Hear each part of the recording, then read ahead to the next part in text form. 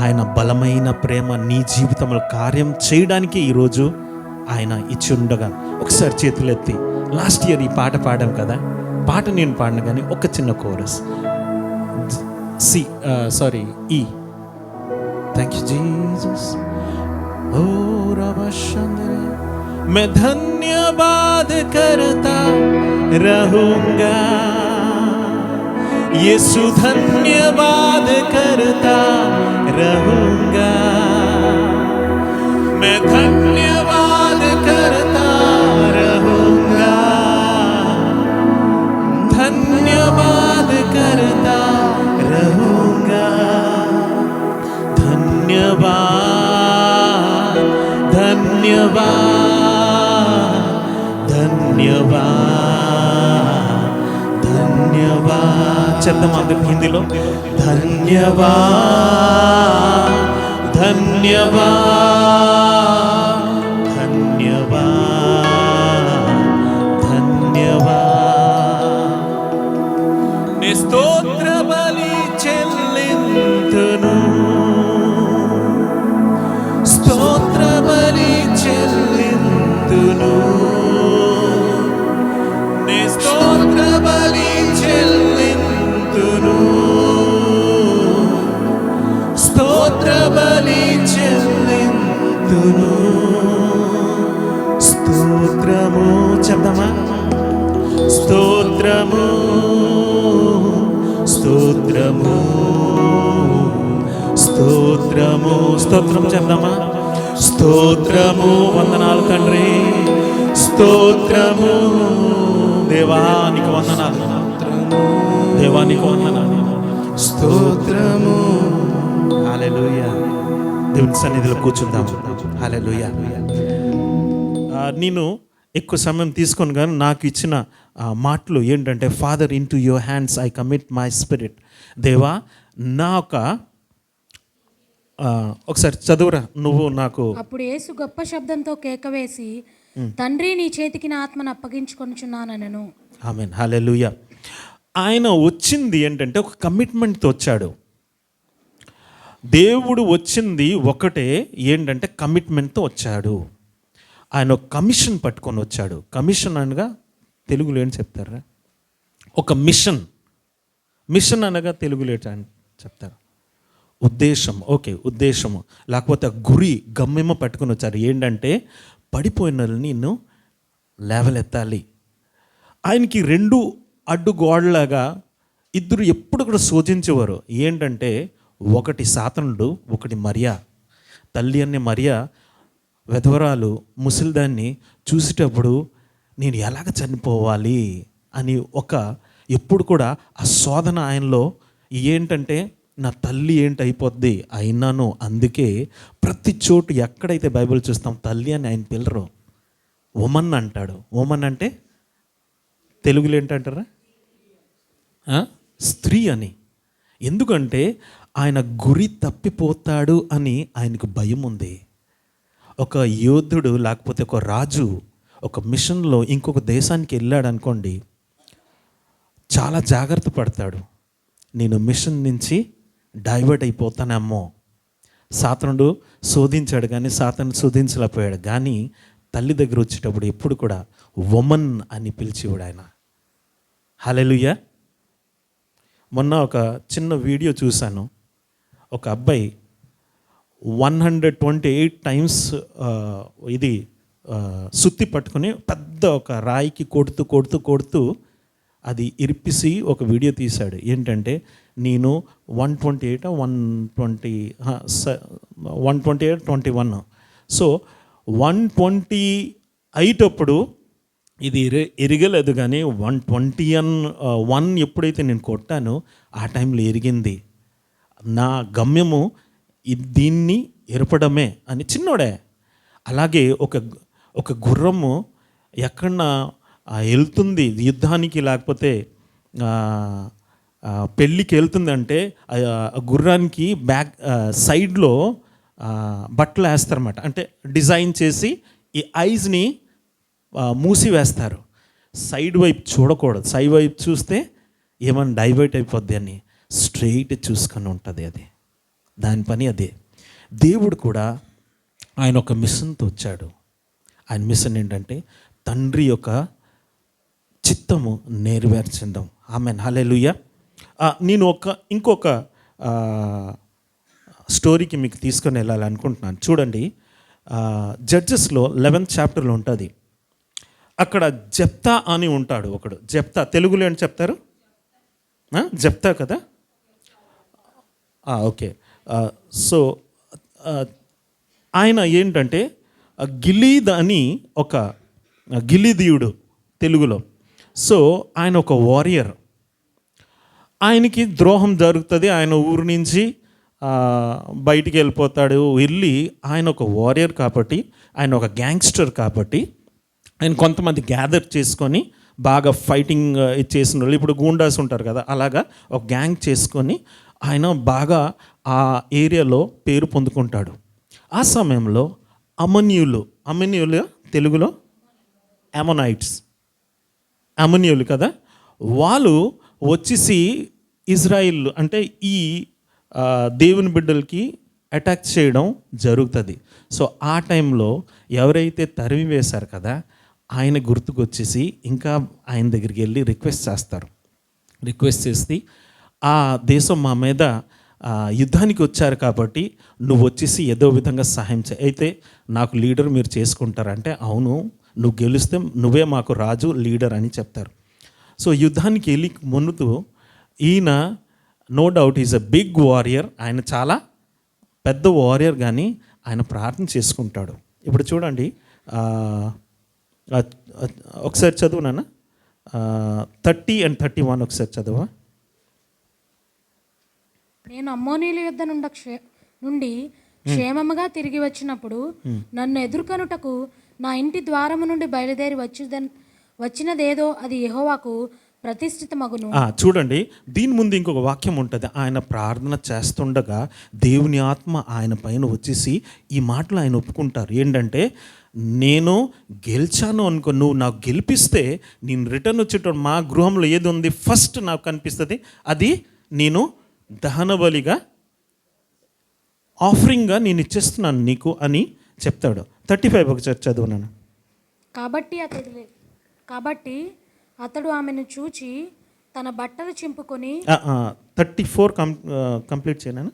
యొఫ్తా మిస్పాలోనున్న తన ఇంటికి వచ్చినప్పుడు అతని కుమార్తె తంబూర్లతోనూ నాట్యముతోనూ బయలుదేరి అతనిని ఎదుర్కొనెను. ఆమెగాక అతనికి మగ సంతానమేమీ ఆడు సంతానమేమీ లేదు. కాబట్టి అతడు ఆమెను చూచి తన బట్టలు చింపుకొని, అయ్యో నా కుమారి, నీవు నన్ను బహుగా కృంగచేసితివి. నీవు నన్ను తల్లడింపజేయు వారిలో ఒకతివై ఉన్నావు. నేను యెహోవాకు మాట ఇచ్చి ఉన్నాను గనుక వెనుక తీయలేననగా ఆమె. చాలు. ఇక్కడ చూడండి, 34లో రాయబడి ఉంటుంది, beside her he had neither son or daughter. ఆయనకి ఆ కుమారి తప్ప ఎవరు లేరు అక్కడ రాయబడింది. జాన్ 3:16లో కూడా రాయబడింది, God so loved you that he gave his only and begotten sun. Only sun. ఆయన కూడా ఎవరు లేరు. ఆయనకు తెలుసు యేసుక్రీస్తుని ఈ లోకంలో ఆయన పంపించేస్తే పరలోకం అంతా ఖాళీ అయిపోద్ది అని, స్టోర్ అంతా ఖాళీ అయిపోద్ది. ఆయన పంపించారు. సో చూడండి, ఇతను ఏ విధంగా అయితే ఈ అంటే లీడర్ లేకపోతే ఈ రాజు ఏ విధంగా అయితే నేను ఇచ్చేస్తాను అన్నాను అని చెప్పాడు కదా, ఫస్ట్ ఇంటికి వచ్చేటప్పుడు ఏం చూశారు ఆయన? ఆమె కుమార్తె టాంబరిన్ పట్టుకొని దేవునికి స్తుతించి నా డాడీ గెలిచారు అని వచ్చేసి చాక్లెట్ అడిగినట్టు వచ్చిందన్నమాట. ఆ అమ్మాయి ఎంత ఏజ్ తెలీదు, మేబీ ఇలాగా ఉండొచ్చు, 13 years 16 years ఎంతో మరి తెలీదు. ఈ మాటలు ఎప్పుడైతే జరుగుతుంది ఆయన చూసి తట్టుకోలేక ఆయన ఏడ్ చేస్తున్నాడు. 35లో చదువునాను. చింపుకొని, అయ్యో నా కుమారి, నీవు నన్ను బహుగా కృంగ చేసితివి. కృంగ చేసేవిదంటే హిందీలో మంచి మాట ఉంటుంది, నడుము ఇరిగిపోయింది అని ఉంటుంది హిందీలో. హల్లెలూయా. మాథ్యూ 27:51 ఒకసారి చదువునాను. మాథ్యూ 27:51.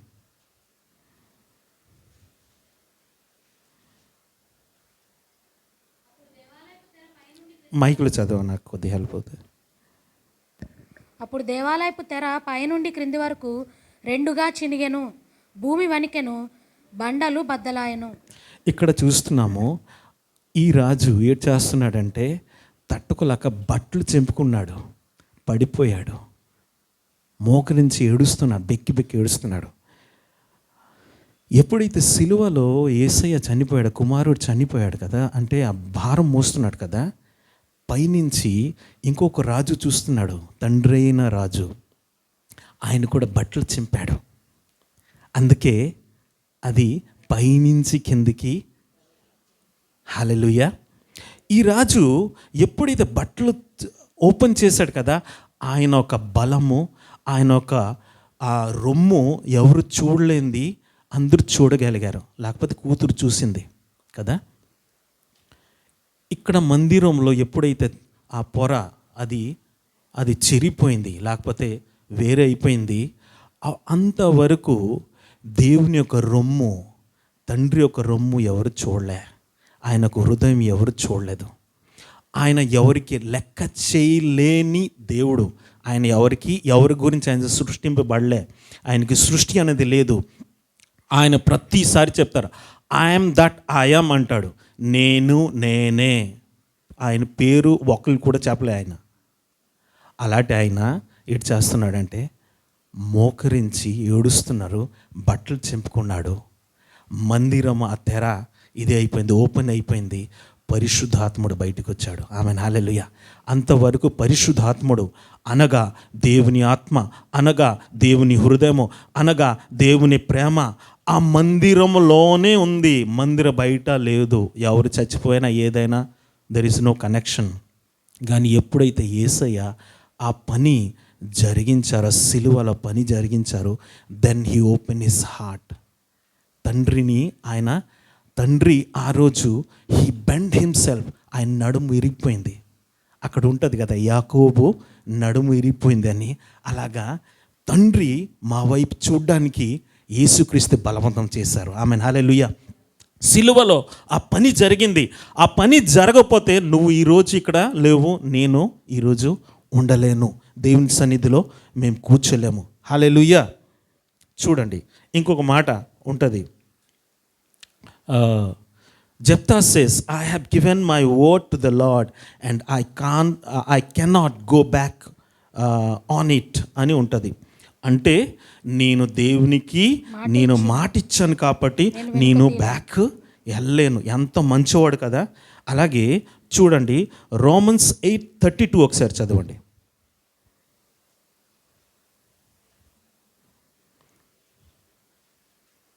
దేవుడు తన సొంత కుమారుని అనుగ్రహించుటకు వెనుక తీయక మనందరి కొరకు ఆయనను అప్పగించిన వాడు ఆయనతో పాటు సమస్తమును మనకు ఎందుకు అనుగ్రహింపడు? అది బ్లెస్సింగ్ గురించి మేము అనుకుంటాం, కానీ దేవుడు ఒక్కసారి మాట ఇచ్చారు. ఏంటంటే గొర్రె పిల్ల లోకమంతా పాపము మోసుకొని వెళ్తారని కొన్ని వందల సంవత్సరం ముందు ఆ మాట ఇచ్చారు కాబట్టి ఇది జరిగింది. హల్లెలూయా, హల్లెలూయా, ప్రైజ్ ది లార్డ్. చూడండి, ఇక్కడ యాక్చువల్లీ గత్సెమనీ తోటలో ఒక మాట ఉంటుంది చూడండి. నేను ఇది రాయలేదు, నేను రాసుకున్నాను. నా తండ్రి, ఈ పాత్ర నేను తాగకుండా తప్పదు అంటే నీ ఇచ్ఛాయే జరుగును. హల్లెలూయా, praise the lord.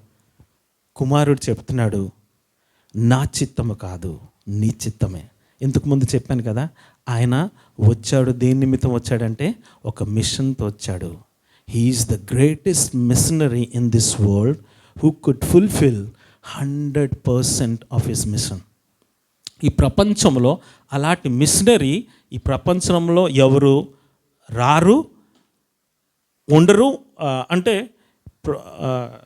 What I wrote in Telugu అంటే he is the first and last missionary who fulfil the mission 100%. అంటే ఎవరైతే మొట్టమొదటిగా, తర్వాత ఇంకా అలాంటి మిషనరీ ఎవరు రాలేరు. అలాంటి సేవా కార్యాలు ఎవరు చేయలేరు. ఎవరంటే యేసుక్రీస్తు. ఆయన చివరి శ్వాసలో కూడా ఆయన చెప్తున్నారు, నా ఆత్మ నీకు అప్పగిస్తున్నాను. హల్లెలూయా. ఇప్పుడు చూడండి, ఈ మిషన్ గురించి చెప్పాను కదా, జాన్ 6:38 చదువు నాన్న.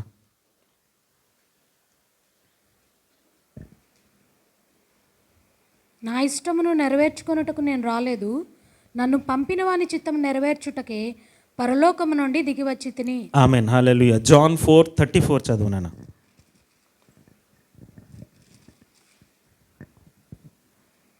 యేసు వారిని చూచి, నన్ను పంపిన వాని చిత్తం నెరవేర్చుటయు ఆయన పని తుదముట్టించుటయు నాకు ఆహారమై ఉన్నది. నా ఫుడ్, నా ఒక ఆహారము. ఆయన ఒక ఆహారం ఏంటంటే దేవుని చిత్తమే. హల్లెలూయా. నేను అనుకుంటున్నా, సిలువలో ఎంతవరకు ఆయన పాపపు ఒక భారము, అంటే పాపంతో ఆయన యుద్ధం చేస్తున్నారు, ఆ విషం అనేది తీసుకుంటున్నారు. ఎల్లి ఎల్లి లమా సమక్తాని అని ఇలాంటి మాటలు ఆయన పలుకుతున్నారు. కానీ ఈ మాట చెప్పేటప్పుడు నా ఆత్మ అంటే ఆయన ఏం చేస్తున్నాడంటే మొత్తం ఆ అధికారం అంతా ఆయన తీసుకొని దేవుని సన్నిధిలో, అంటే తండ్రి సన్నిధిలో ఆయన నిల్చొని నమ్మిక కలిగిన ఒక సేవకుడుగా, అక్కడ ఒక మాట ఉంటుంది కదా, ఏంటంటే బలా నమ్మకము దాసుడా, అలాగే ఒక దాసుడుగా దేవుని సన్నిధిలో ఆయన నిల్చొని ఉన్నాడు. ఆమెన్. హల్లెలూయా. చూడండి, ఇంకొక మాట ఉంటుంది. ఈ కార్యాలు ఆయన చేసేటప్పుడు కొరింథియన్స్ 15:55 ఒకసారి చదవండి. ఫస్ట్ 15:5 కొరింథియన్స్ అనుకుంటున్నా. ఎస్ మా, ఒకసారి చదువురా. ఫస్ట్ సెకండ్ నేను రాయలేదు. ఆయన కేఫాకును తర్వాత 12 రాజు.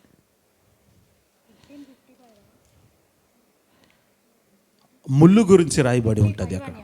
ఓ మరణమా నీ విజయం ఎక్కడా, ఓ మరణమా నీ ముల్లెక్కడా, మరణపు ముళ్ళు పాపము, పాపమునకున్న బలము ధర్మశాస్త్రమే. చాలమ్మా, ఒక్క మాట. ఓ మరణమా నీ ముళ్ళు ఎక్కడ. ఈ ముళ్ళు తీయడానికి ఆదికాండం నుంచి ఇప్పుడు వరకు, అంటే ఎప్పుడైతే ప్రపంచం స్టార్ట్ అయింది అప్పటి నుంచి ఈ ముళ్ళు ఎవరు కూడా తీయలేకపోయారు. యేసయ్య తీశారు. ఆమెన్. హల్లెలూయా. బెన్ని చెప్పినట్లు ముల్లే ఆయన చేతిలో ఉంది, ఆయన అలాగా హ్యాంగ్ అయ్యి ఉన్నారని అందరు చెప్తుంటారని.